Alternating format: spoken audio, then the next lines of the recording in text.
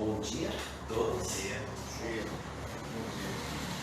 Estamos na segunda semana estudando 2 João.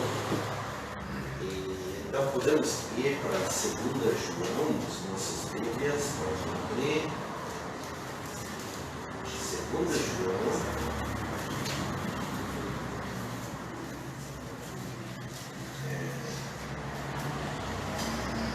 É o livro mais curto do Novo Testamento. E vamos ler os 13 antes de orar. Então, vamos ler.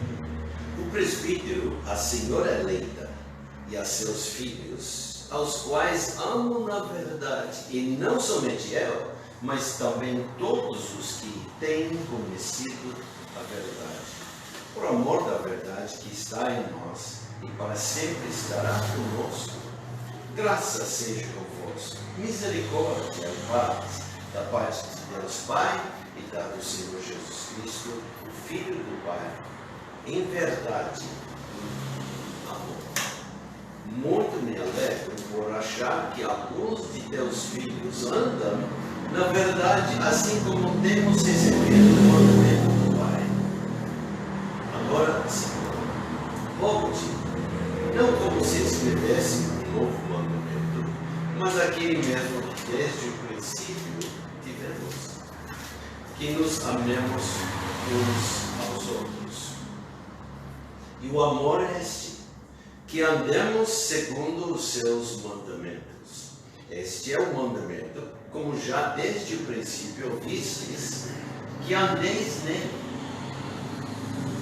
Porque já muitos enganadores entraram no mundo, e os quais não confessam que Jesus Cristo veio em carne. Este não é o enganador e Cristo. Olhai por nós mesmos, olhai por vós mesmos, para que não percamos o que temos ganho. Antes recebamos a inteira galardão. Todo aquele que prevarica e não persevera na doutrina de Cristo não teme a Deus. Quem persevera na doutrina de Cristo, esse tem tanto ao Pai como ao Filho. Se alguém vem ter convosco e não traz esta doutrina, não o recebais em casa, nem tampouco o saudeis. Porque quem o saúda tem parte nas suas boas obras. Tendo muito que escrever-vos, não quis fazê-lo com papel e tinta, mas espero ir ter convosco e falar face a face, para que o nosso gozo seja cumprido. Saúdam-te os filhos da tua irmã, a eleita. Amém. Vamos orar. Mais uma vez, Pai, te louvamos pelo privilégio de estudar a tua palavra. Nos dirige estudando essa epístola curta, 2 João. Dá-nos entendimento. Esteja comigo, abrindo, explicando, Pai. Se tiver alguém caminhando, pode chegar logo, Senhor. Esteja comigo. Outras aulas, outras classes da mulher, das crianças, abençoadas de Cristo Jesus. Te louvamos. Muito bom. Como falei,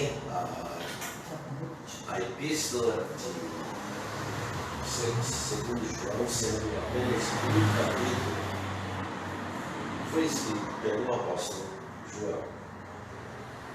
Ele foi escrito provavelmente em Éfeso, em algum momento da década de 85 a 95. Há uma nota de semelhança entre as 3 epístolas, mas mesmo que a segunda e terceira epístolas são curtas, são importantes.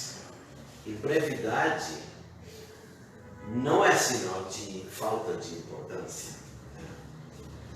Há lições aqui a serem aprendidas e não podemos desprezar. Então, quero ler novamente o versículo 1. O presbítero, a senhora eleita e a seus filhos, aos quais amam na verdade, e não somente ela, mas também todos os que têm conhecido a verdade. Semana passada, só vimos versículo 1 e a primeira frase. O presbítero, a senhora eleita. Presbítero, vamos dizer, o presbítero é entendido, é João. E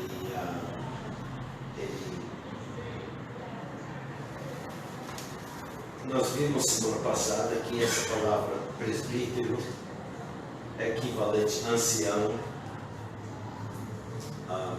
Foi uma palavra usada como pastor também,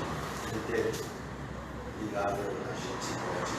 Vimos vários versículos sobre ancião. Normalmente eram homens, por exemplo, no tempo de Moisés até o tempo de Cristo, eram mais homens idosos, mas para se tornar ancião, geralmente foram escolhidos quando era talvez minha idade, então pelos anos de servirem, então idosos.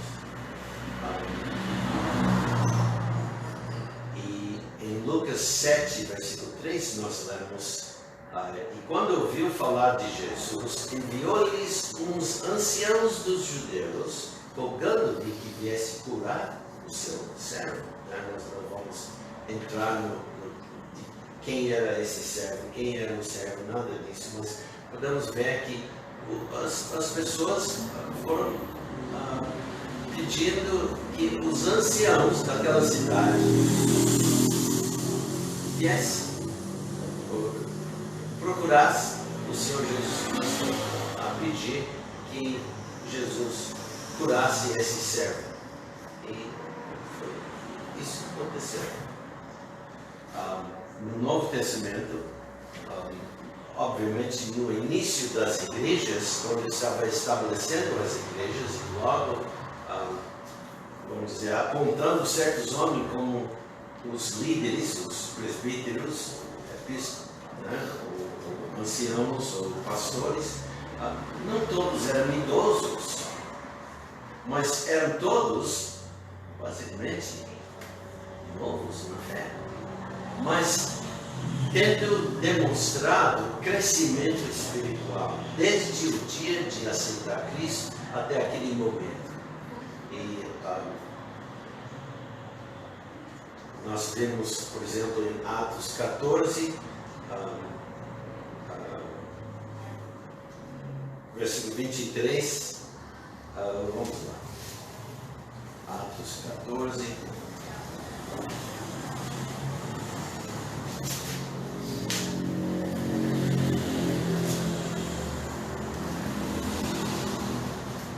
Paulo estava em Icônio, depois passou para Listra, cidades em Turquia, hoje em dia Turquia, e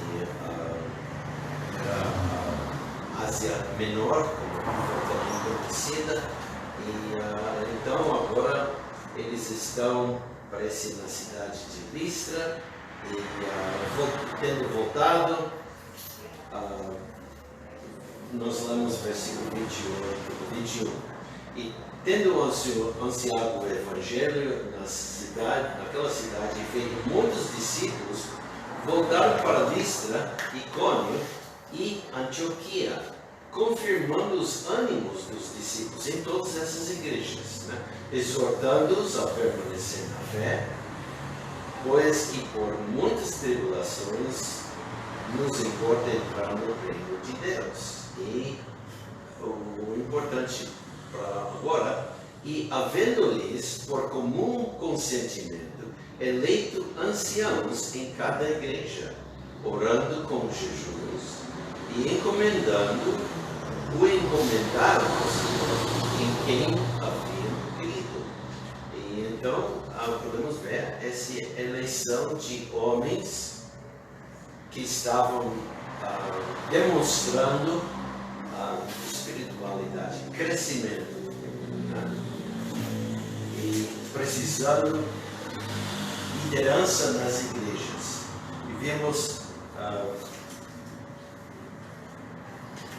vimos também que a palavra grega, presbíteros, também quer dizer, significa homem ou pessoa avançado em anos, quer dizer, idoso. E talvez João está referindo a si mesmo como o idoso. O idoso, a senhora eleita. Lembra, ele quando escreveu essa, ele é o crente mais idoso na fé. E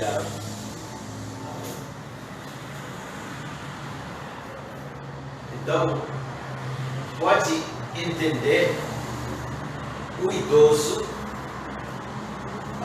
em Atos 2, versículo 17, essa palavra é até traduzida velhos, né?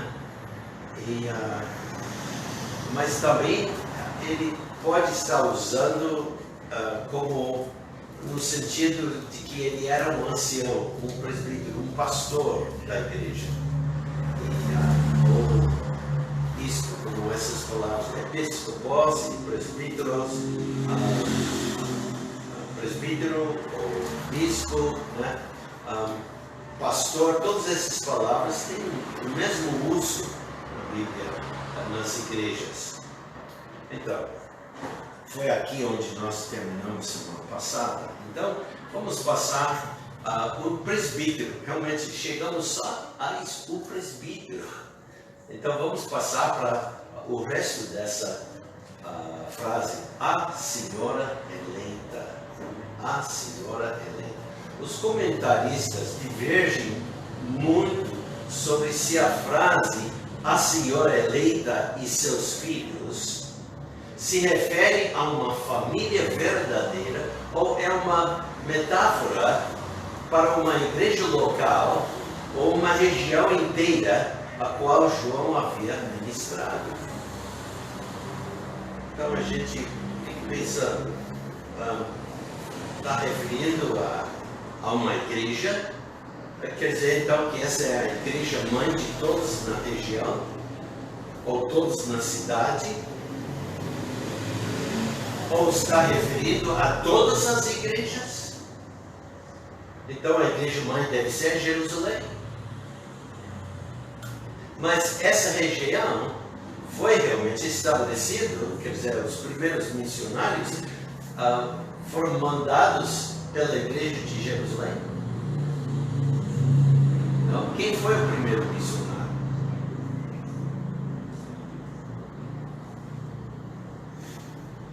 Que entrou nessa região? Pedro? Não. Quem? O próprio João também não. Quem era o primeiro missionário enviado à região de Ásia Menor? Paulo. E qual igreja mandou? Qual igreja mandou? Foi Jerusalém? Não. Qual igreja? Qual igreja mandou?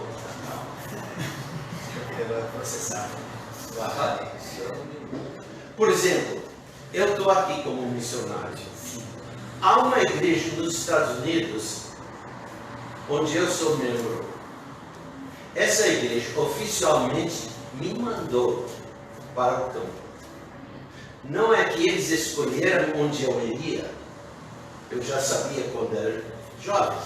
Brasil. no início, São Paulo, veio a São Paulo, mas logo Deus também me mudou para o estado de Rio de Janeiro, a cidade de Niterói. Mas a igreja que me autorizou a ser missionário, que me mandou, era Huntsburg Baptist Church. Então, houve uma igreja que autorizou ou mandou Paulo iniciar sua primeira viagem missionária. Qual igreja foi essa? Antioquia. Onde podemos achar isso?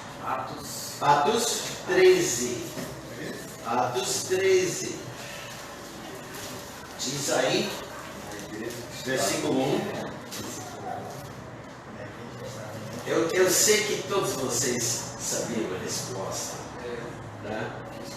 Mas talvez não entendendo, mas agora vocês entendem, né, o que eu estava perguntando.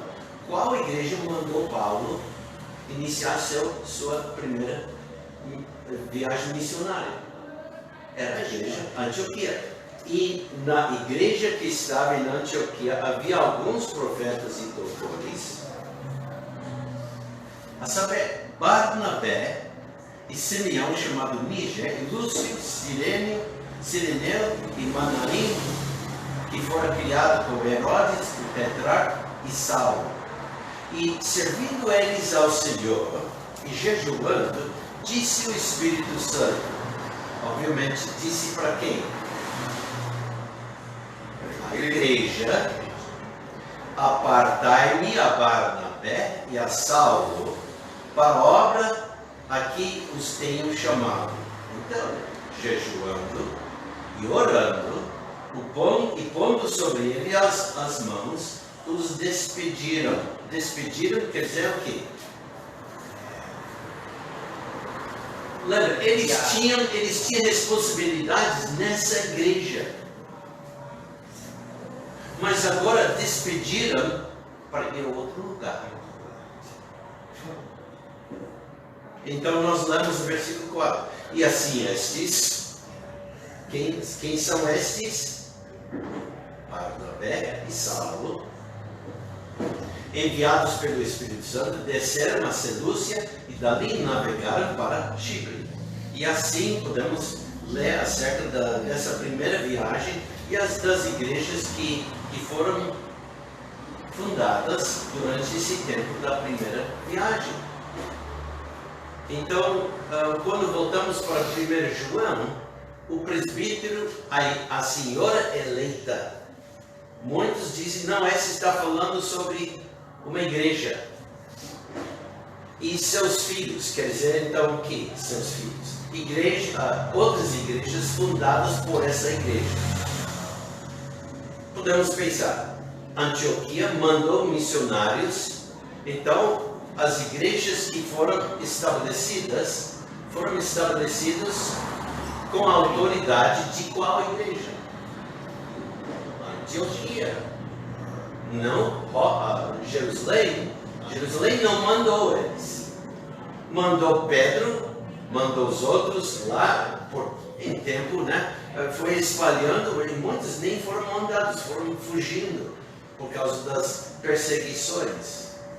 Então, quem é essa? Se está referindo a uma igreja,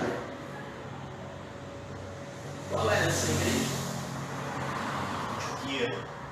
Ou então Salamina, né? A senhora eleita.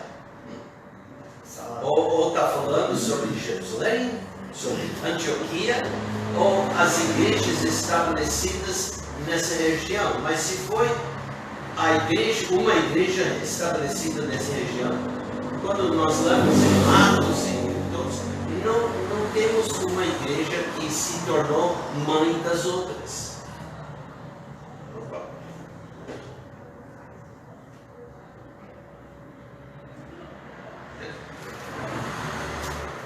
Embora seja uma questão de opinião, a mensagem geral da epístola, para mim, parece mais apropriada para uma mulher de uma família. As advertências e admoestações de João como dirigido a uma mulher e sua filha,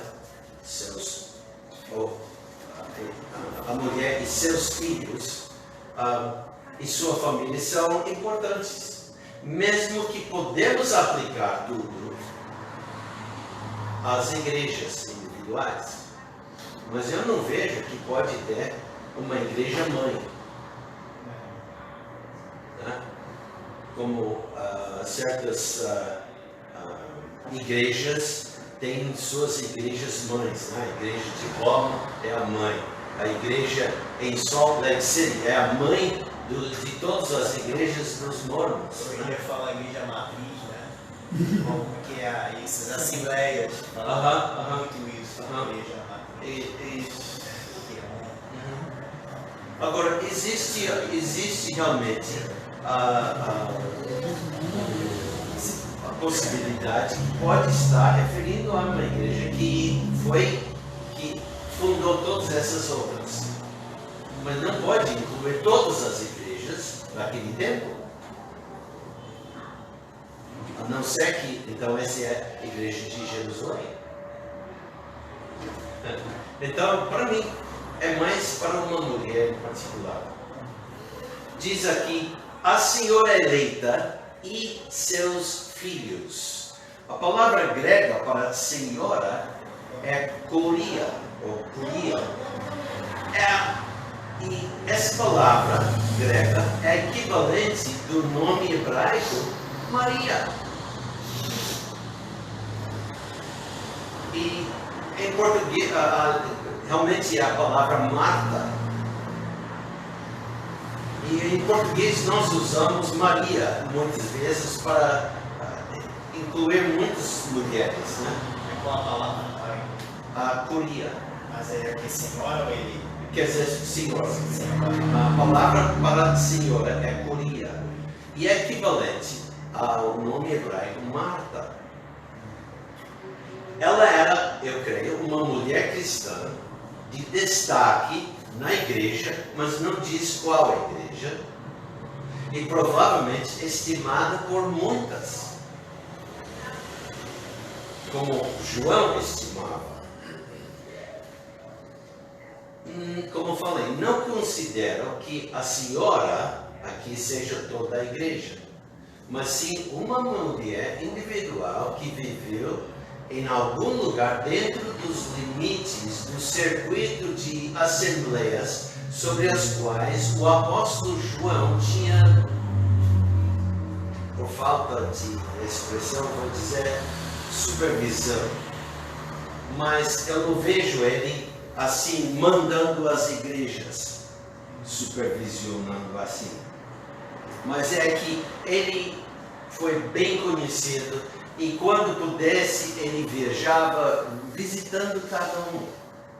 E como apóstolo, interessado no crescimento, desenvolvimento de cada assembleia, cada igreja. E ele era o último apóstolo vivo na época. E ele era o último apóstolo vivo na época. Ele ficou mais do que até Paulo. E Paulo, que foi, vamos dizer, que Deus usou para estabelecer a maioria, ou um bom número das igrejas nessa região. E Paulo já está, vamos dizer, fora da cena. Né? Lembra, dizemos que essa foi escrita mais ou menos 85 a 95. Paulo já está morto, já martirado. E então nós sabemos pelo o livro de Apocalipse que João também, e lendo outros lugares no Novo Testamento e também pela história da igreja, João tinha muito contato nessa região e conhecia as igrejas, tinha visitado, conhecia. E lembra as cartas às 7 igrejas, né, em Apocalipse. Então,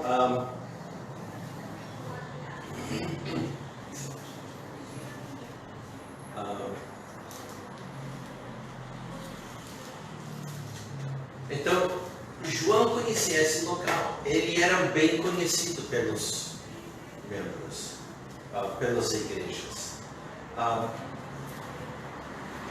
Então, era um local onde João era bem conhecido, onde ele conhecia provavelmente cada congregação. E esta segunda epístola de João, como eu vejo, é o único livro da Bíblia dirigido a uma mulher. O presbítero, a senhora eleita. Em sua saudação, João inclui também os filhos dela. A própria senhora era um dos eleitos de Deus, um dos seus chamados, um crente em Cristo Jesus, um membro de uma verdadeira igreja local. Sem mencionar o nome dela, nem os nomes dos filhos, que também João conhecia muito bem. Então, eu vejo senhora eleita. Eleita quer dizer escolhida. E assim, escolhida é uma mulher especial. E ele diz que ele ama. Quem sabe, talvez ele teve o privilégio de levar essa mulher para Cristo. Talvez não. Talvez foi Paulo. Talvez foi outra pessoa. Mas o idoso apóstolo escreve que ama esta senhora e seus filhos. Se for então uma igreja, está limitando então essa igreja e as poucas igrejas que ela propriamente fundou. Então, outra razão, eu creio que é dirigido a uma mulher e não à igreja, mesmo que podemos aplicar tudo para as igrejas. A palavra grega usada para amor aqui é agapao, e não phileo. Phileo é onde temos a palavra Filadélfia, cidade de amor fraternal. Ele não usa a palavra fraternal, mas ágape, uma forma de ágape, que refere a amor divino. Ele usa essa palavra para amor divino. Não há de uma mera afeição humana. Teria sido um erro grave para ele usar a última termo, filéu. Com toda sinceridade, respeito e pureza, ele amou esta família com verdadeiro amor cristão. Um amor circunscrito pela verdade, como é em Cristo Jesus, nosso Senhor. Nós podemos ler muitas epístolas do apóstolo Paulo, onde ele nomeia certas famílias em certas igrejas, uma família nessa igreja, ou outra família nessa igreja, um homem ou certas mulheres, e ele diz que ele ama-as, ou ama-os. Né? É a mesma coisa aqui. E, então é um amor de tipo divino, né? O amor que vem de Deus para todos. E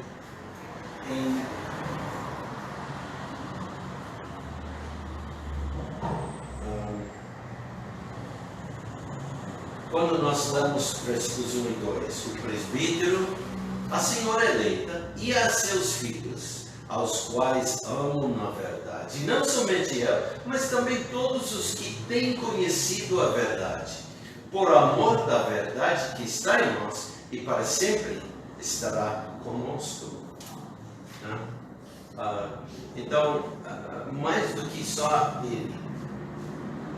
Agora, diz aqui também, por amor da verdade, versículo 2. Sem contar o Evangelho de João e 1 João, a palavra verdade ocorre mais nas duas epístolas de um capítulo, escrito por João, estou referindo a 2 João, 3 João, do que em qualquer outro livro do Novo Testamento. Assim, um dos grandes temas em todos os escritos de João é a verdade e amor. O amor com que João amou essa mulher e seus filhos estava ligado à verdade.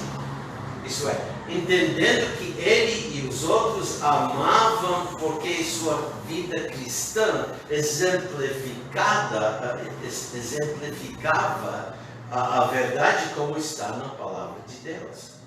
Você pode ver com isso o que o amor da verdade fará. Une todos os que conhecem experimentalmente a verdade. Uma teologia popular de nossos dias ensina que devemos amar uns aos outros e não nos importar com as diferenças de opinião e, em particular, diferenças de doutrina.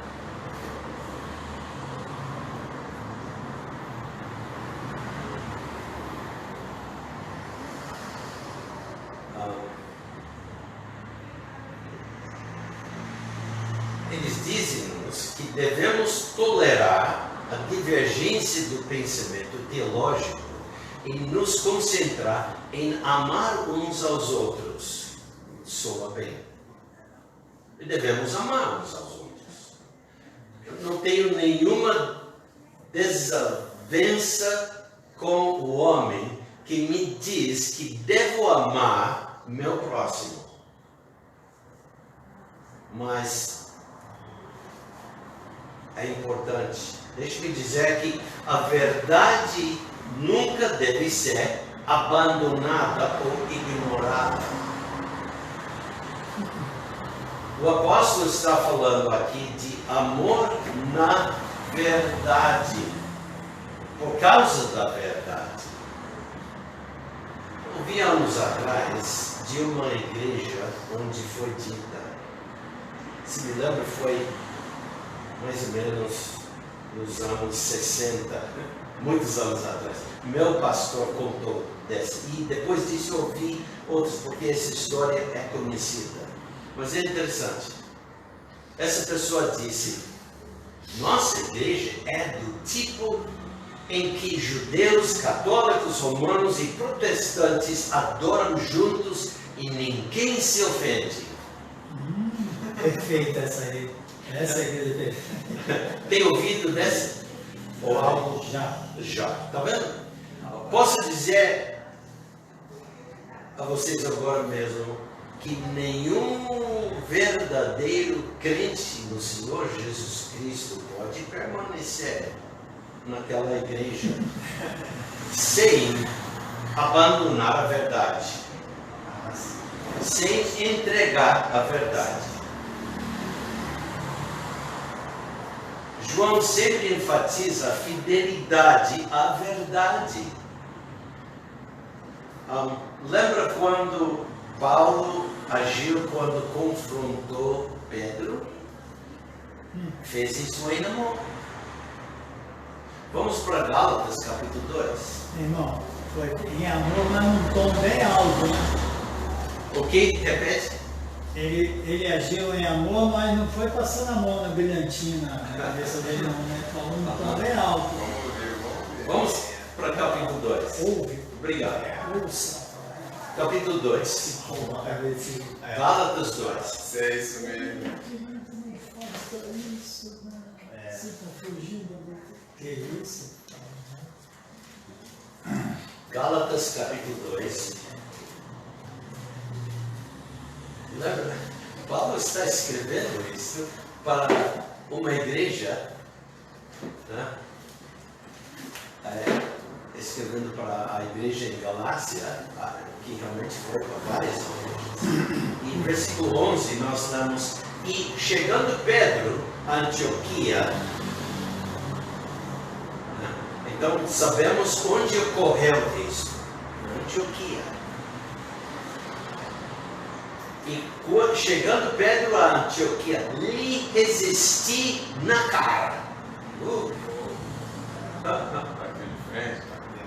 Paulo estava na igreja, Pedro chegou com várias outras pessoas e logo Paulo notou alguma divergência de como Pedro estava vendo certos assuntos.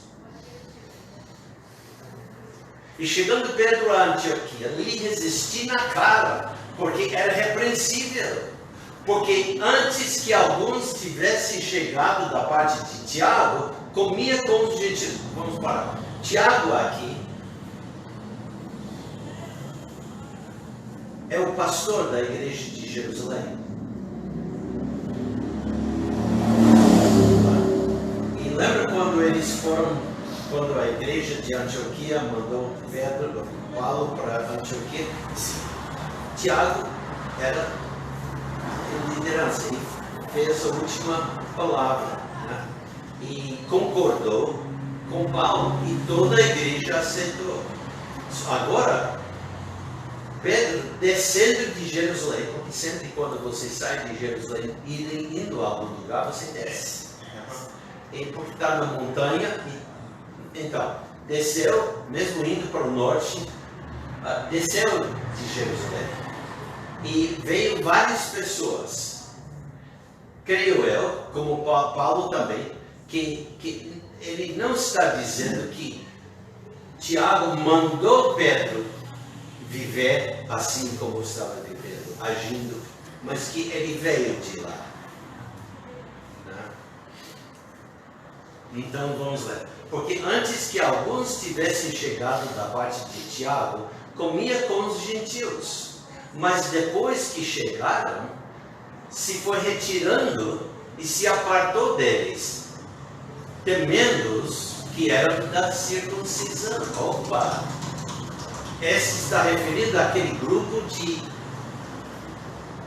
judaizantes agora.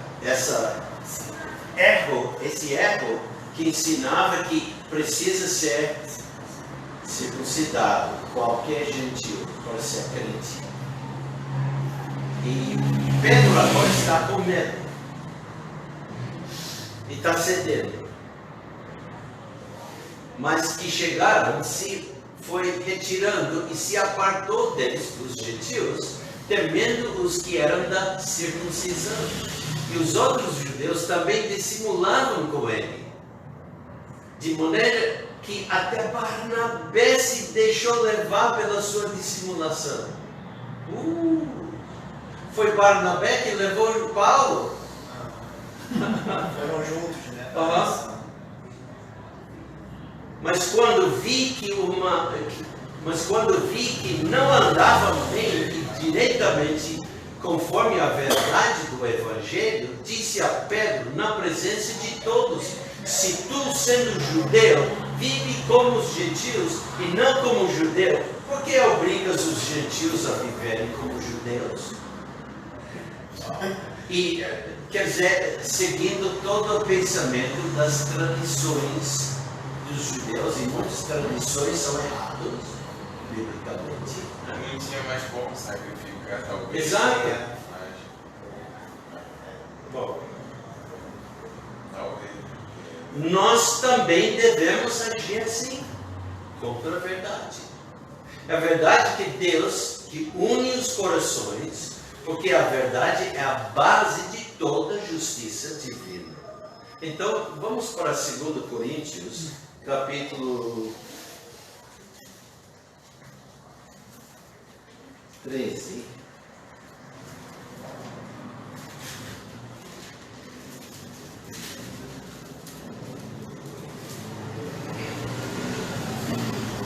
Versículo 8. É só na minha Bíblia, virando só uma ou duas páginas para chegar aqui. Segundo aos Coríntios, capítulo 13, não 3, mas 13, versículo 8. Porque nada podemos contra a verdade, senão pela verdade. E voltando para a segunda epístola de João, vamos passar para a terceira epístola de João e vamos ver versículo 3. Porque muito me alegrei quando os irmãos vieram e testificaram da tua verdade, como tu, o quê? Andas na verdade.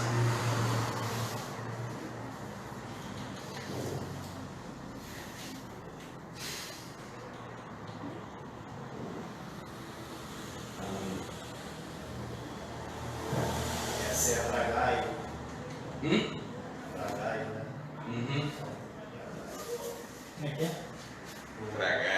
amado Gaio. Bragaio. Gaio era um... O nomezinho dele é. Chega a se calhar, dependendo da. E lembramos também versículo 3 de 2 João. Em grego. Graça seja convosco, misericórdia e paz da parte de Deus Pai e da do Senhor Jesus Cristo, o Filho do Pai, em o que? Verdade e amor.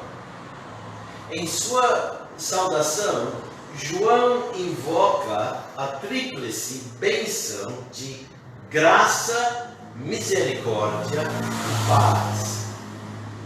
Uma observação interessante nesse ponto é que esta tríplice invocação de graça, misericórdia e paz, quando aparece na saudação em qualquer uma das epístolas, é dirigido a indivíduos e não a uma igreja. Vamos ver isso. Gabriel, leia para nós 1 Timóteo 1:2.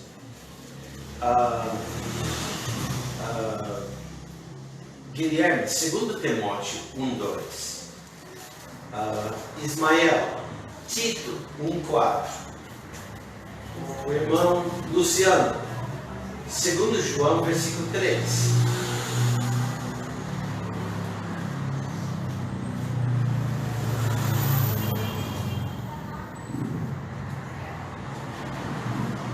Então vamos ouvir 1 Timóteo 1:2.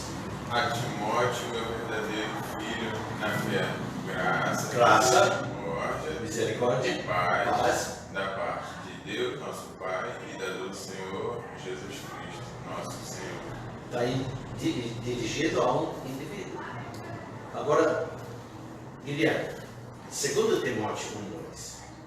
A Timóteo, meu amado filho, graça,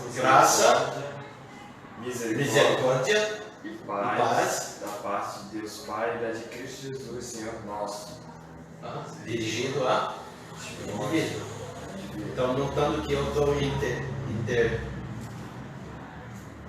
interrompendo quando chega a essas três palavras, para enfatizar. Agora vamos ver Tito 1:4.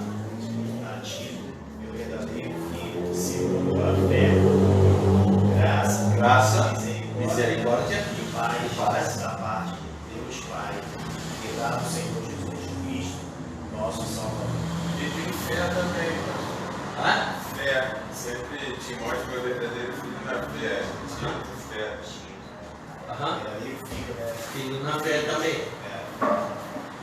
Timóteo, Tito. Tem pergunta? Ok. Agora vamos ler 2 João. 3. Aliás, eu quero 3 João 3. Mas leia 1 e 3. 2 João 3, né? 3 João. Versículo 1 e 3. O presbítero ao amado Gaio, a quem em verdade eu amo. Verso 3, né? Porque muito me alegrei quando os irmãos vieram e testificaram. Desculpe, eu também errado. Versículo 3 do segundo. Exatamente, o irmão falando isso. Desculpe. Ok. Graça seja convosco, misericórdia e paz. Continua. Da parte de Deus, Pai e do Senhor Jesus Cristo, o Filho do Pai verdadeiro. Você parou e então tem misericórdia e paz. São 10. Graça, misericórdia e da paz. Mesma ordem. Só ler. Para mim, isso dá peso adicional ao argumento de que João escreveu sua segunda epístola a um indivíduo e não a uma ou a todas as igrejas em geral. É um indivíduo que precisa de misericórdia. Essa palavra misericórdia, a palavra grega eleos, pressupõe necessidade da parte daquele que a recebe. Misericórdia é aquele ato de Deus pelo qual Ele externamente manifesta piedade e simpatia para com o indivíduo. E você deve ter notado que onde quer as palavras misericórdia e paz sejam encontradas juntas, elas aparecem nessa ordem.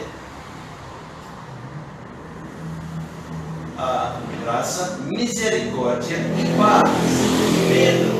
Menos em Gálatas capítulo 6, versículo 16, onde essas duas palavras são invertidas.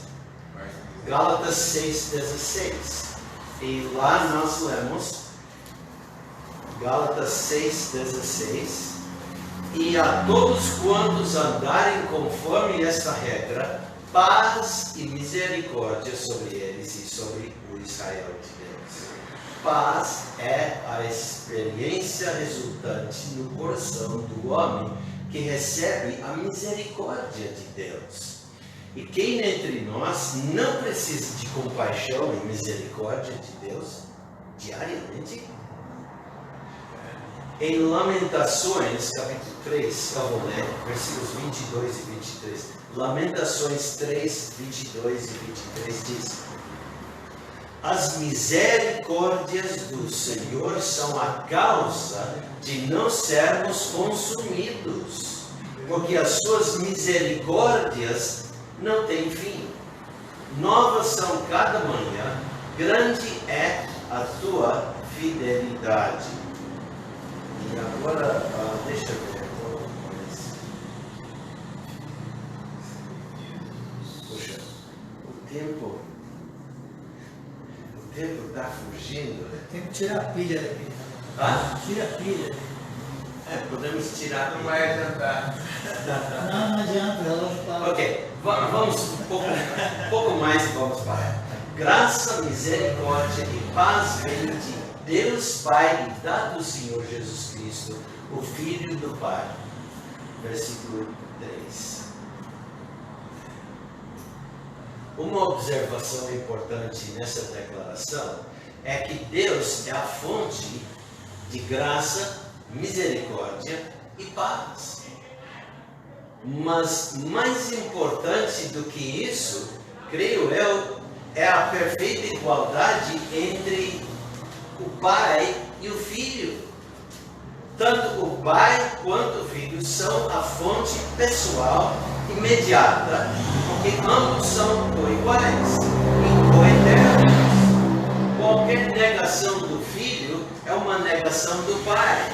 E todas essas negações caracterizam o quê? O anticristo. 1 João 2, versículos 22 e 23 diz: quem é mentiroso senão aquele que nega que Jesus é o Cristo, que Jesus é o ungido, aquele profetizado desde o início do tempo de Moisés até que veio o o ungido, Cristo Jesus. É o anticristo esse mesmo que nega o Pai e o Filho. Qualquer que nega o Filho também não tem o Pai. Mas aquele que confessa o Filho tem também o Pai.